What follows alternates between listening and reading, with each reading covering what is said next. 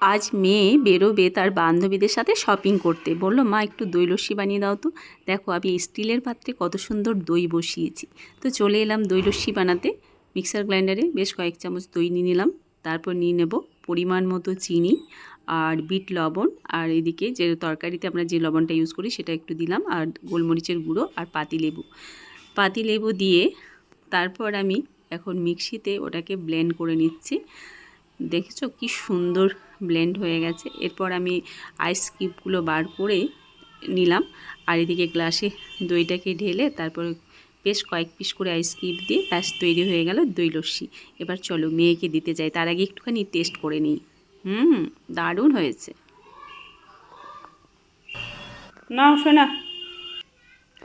তো মেয়ে তো ভীষণ খুশি। তো চলো কেমন লাগলো আমার দই লস্যি অবশ্যই জানিও। সকলে ভালো থেকো, টাটা।